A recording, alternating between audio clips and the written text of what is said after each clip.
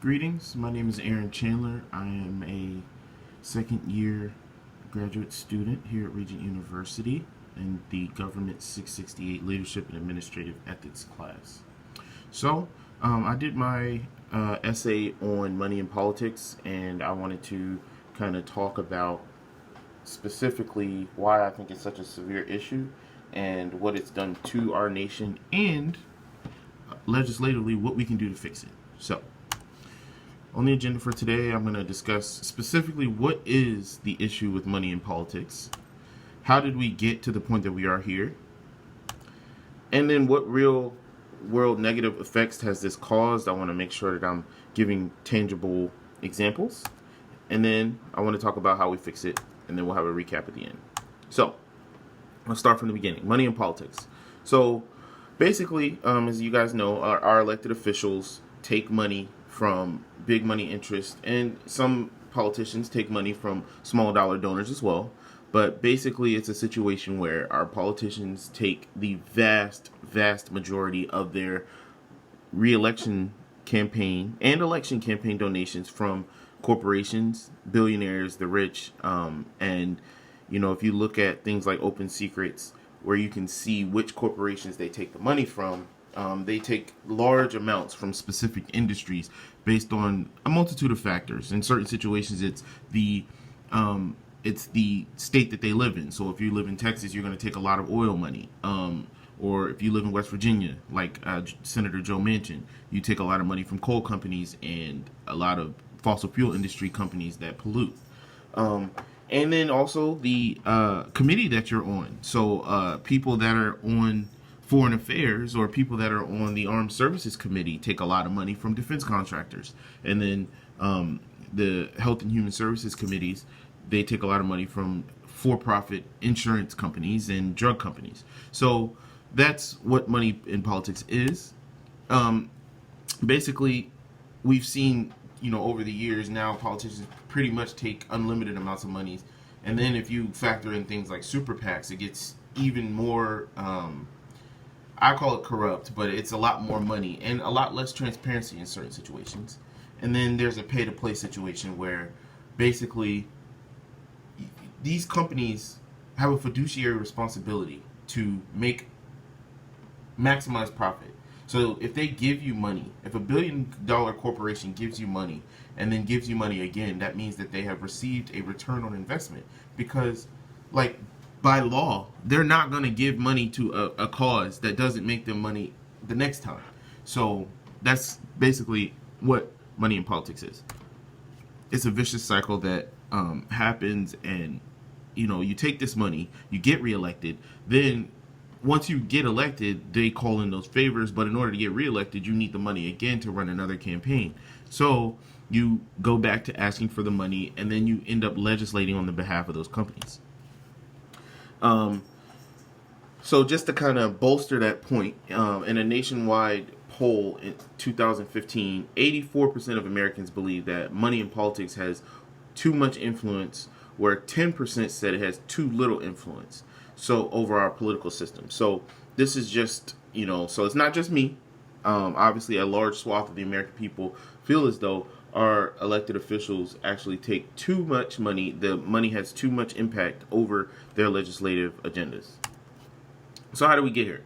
So very specifically, we got here because of 3 Supreme Court decisions, okay? So you got to go in order if you're going to really talk about this. So the first one was Buckley v. Vallejo in 1976. The Supreme Court ruled that money is free speech, okay? So you basically... when the Mercers in 2016 gave Ted Cruz $6 million, they were basically just talking to him. Then, in 1978, you had the Boston v. Bilotti case, where basically corporations were considered to be people, and which gave them free speech rights. So, chronologically, if you look backwards, if a corporation is a person, and they have free speech rights, well, they have the freedom of speech to hand anyone any amount of money. And then you also had the Citizens United case. This one I think is the more popular case in this situation, where basically the Supreme Court ruled that outside groups can donate unlimited amounts of money. So when you add all 3 of these up, this is the perfect storm of a situation where you're trying to funnel money from big money interests to politicians. So, what world negative effects has this caused? So, according to the Pew Research .org, they unprecedented numbers of donations and a shift towards the wealth from the middle class to the top. So if you look at situations like if you look at World War II and before that, if you look at the tax rates historically in America, the top marginal tax rate goes all the way up to about 93%. Now, obviously, that is the marginal rate. That's not the effective rate. So once you add in the deductions and things like that, their actual effective tax rate for the richest people in the country and corporations was much less. However, they have shifted their economic burden as far as the tax is concerned onto the middle class, because every Republican administration going back until Ronald Reagan, and if you exclude presidents like Dwight Eisenhower, they all have done tax cuts for the wealthy. So you look at George Bush, you look at Donald Trump, President Reagan. These presidents have done these giant tax cuts for the rich, which that money that we would have gotten as a nation as far as tax revenue from the rich still comes from somewhere. So it comes from the middle class. The wealth gap between the America's richest and poorest families more than doubled between the years of 1989 and 2016. Income inequality in the United States is the highest of all of the G7 nations, which is something that a lot of people in this country wouldn't realize if you're not paying attention to the fact that, wages have remained stagnant since about the 1980s. You look at the cost of living, the cost of college, the cost of housing, the cost of a lot of things has gone up, but wages have not kept up. However, productivity and income, as far as these corporations and the amount of money that the American enterprise system has made, has gone up steadily. It's just that wages have not kept up. Over the past 50 years, the highest earning 20% of the United States households have steadily brought in a larger share of the country's total income. So this is something that basically we get out of politicians taking these large amounts of money from these donors and then legislating on their behalf. I mean, obviously, you have other situations. So you look at things like healthcare. We pay the highest price in the world for prescription drugs. And that's not for no reason. That's because, a lot of our politicians accept money from prescription drug companies. You look at situations such as climate change.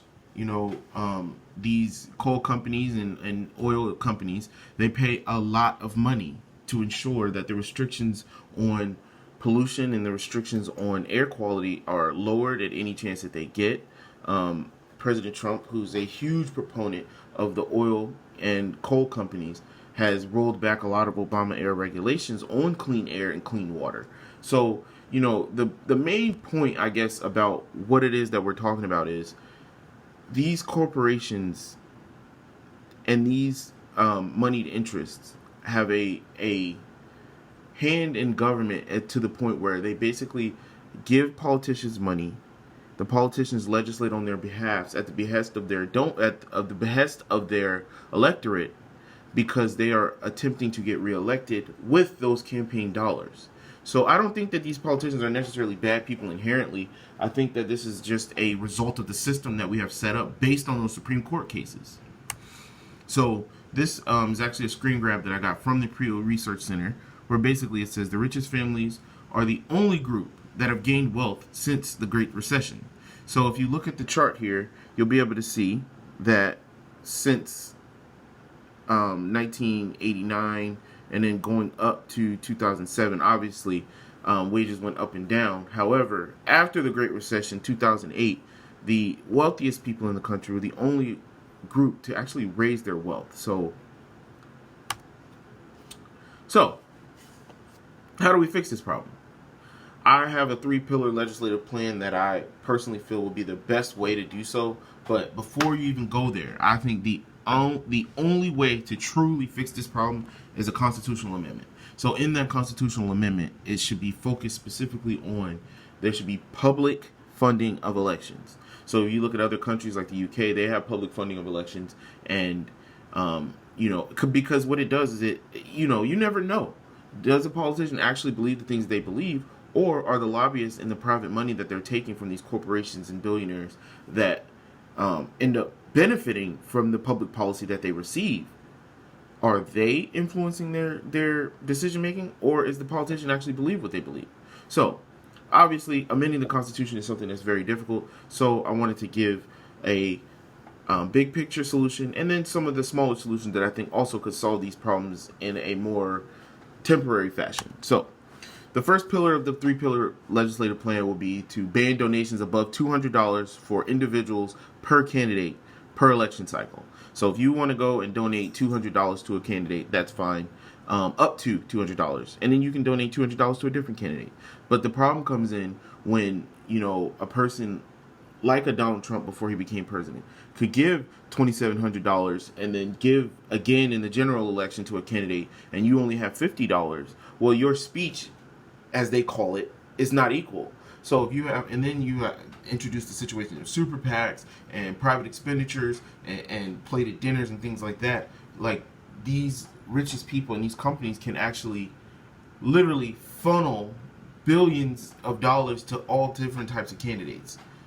The next pillar would be to ban political super PACs from accepting more than $1,000 from any person per year. So I don't think that we should ban super PACs. I think that's something that was created to make ads, to push a political agenda. That's fine. I think, we live in a free country. You should be able to start an organization to support who you want to support. However, I don't think that a billionaire should be able to come in and just give a super PAC $700 million and they can run ads and flood an entire community.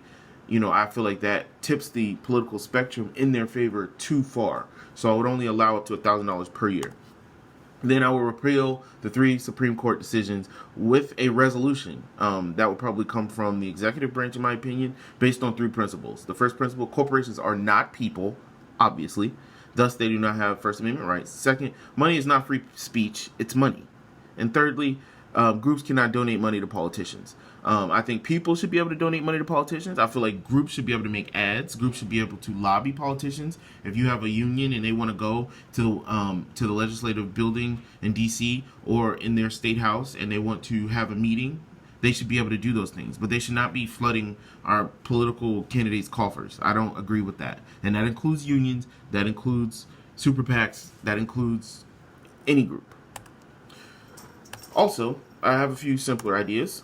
Implement strict lobbying transparency laws. So I would ban private lobby meetings. I actually got this idea from a politician in West Virginia named Richard Ojeda, where we would basically have all lobbyists have to be on a publicly funded, government agency ran entity where they would record, and you are not allowed to turn off the recording device, and you would be responsible for ensuring that not only do you not turn it off, but the lobbyist doesn't turn it off.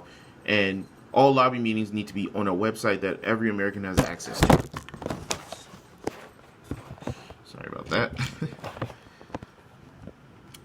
Also, disclose all donors to the campaign, thus alleviating dark money from the system, which includes those plated dinners. So Pfizer gave a plated dinner event to Senator Kirsten Gillibrand when she was claiming that she was not taking any money from corporations and things like that. But then she did a private plated dinner where she did take money from corporations at that dinner and took money from billionaires, and they get to smooze up with you. And that is what we're trying to get rid of. We're trying to get rid of the system where the richest people in the country get together with the most powerful people in the country, and they make policy that does not help the average citizen. Also, we could bar candidates from sitting on committees in industries that they take money from. I think this is a no-brainer. Alexandria Ocasio-Cortez is a congresswoman in New York. She made this point.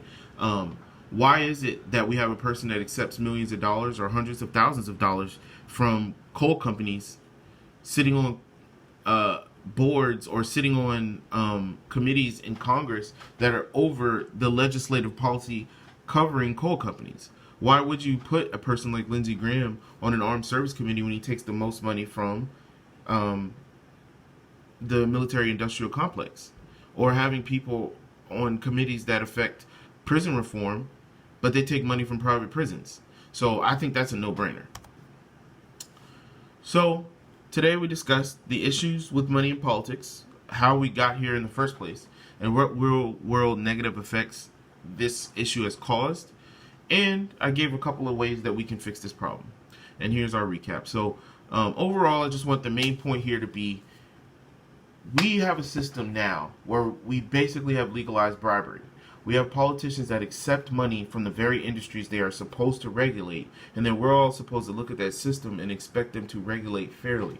So a good, example of this is that I've heard over the years is, you go to a baseball game, and right before the baseball player is about to swing, he hands the umpire $15,000.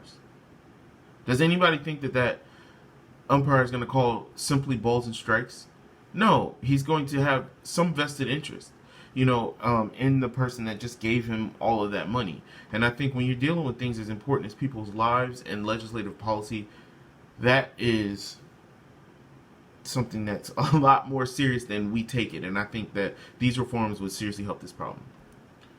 So thank you so much for listening. Have a nice day.